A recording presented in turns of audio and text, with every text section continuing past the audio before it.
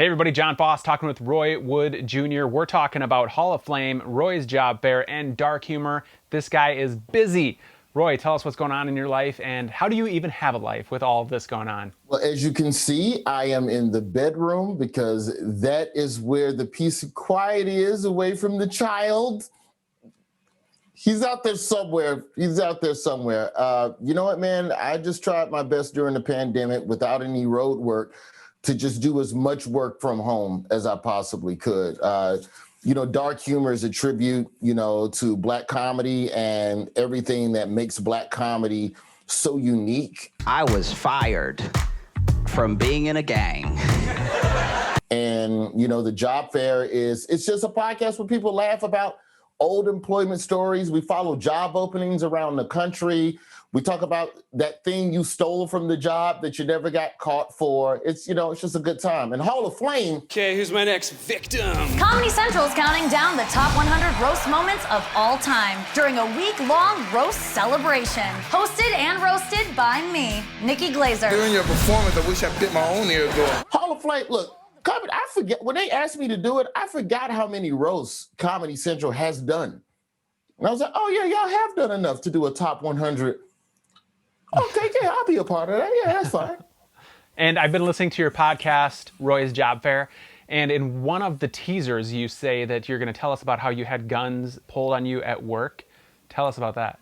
So I used to work at a rehab hospital in Birmingham, and I got into an argument. So the rehab hospital had a basketball court. I was the guy sorting the dishes in the dish room, and the guy that's supposed to help me do the dishes is downstairs shooting basketball.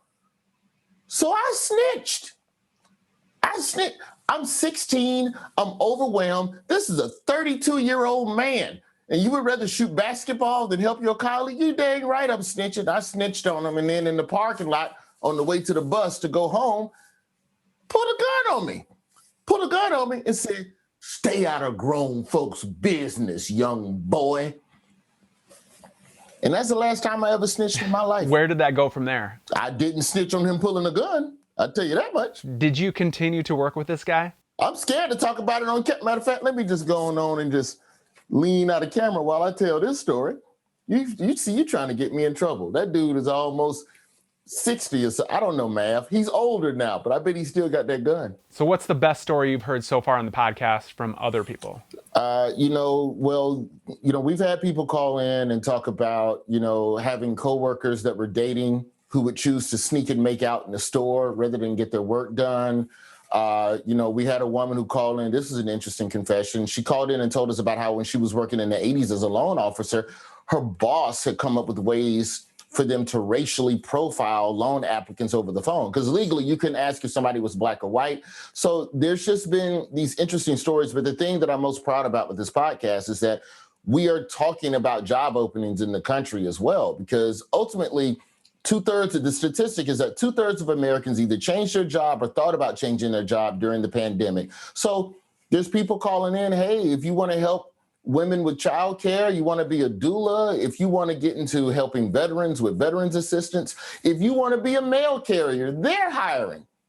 For all the troubles that we think the post office has, it's still a good check. All right, well, Hall of Flame, I did check out some of this show as well. And you are right, there's a lot of content out there from throughout the years as far as the roasts go from VH1. And I want to know, what was your favorite, after looking at the top 100, your favorite roast of all time?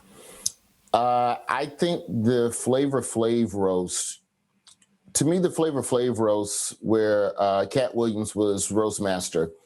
And because Flav just took you can tell with some of the roasts, people take it too seriously and they all sensitive.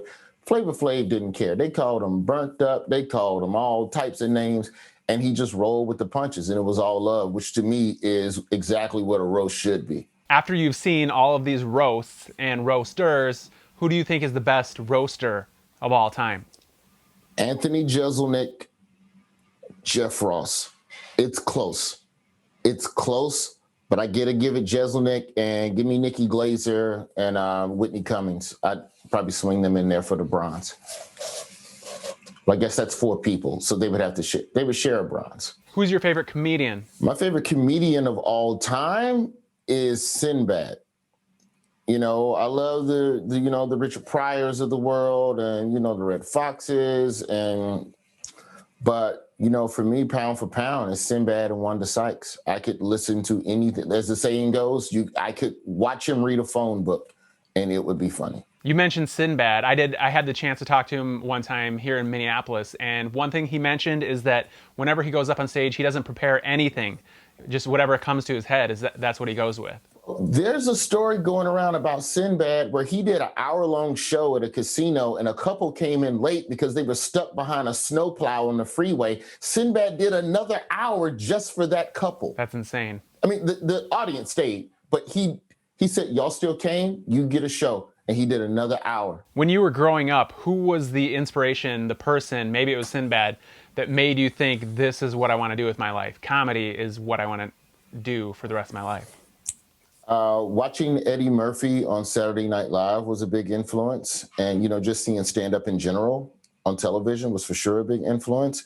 For me, I majored in broadcast journalism.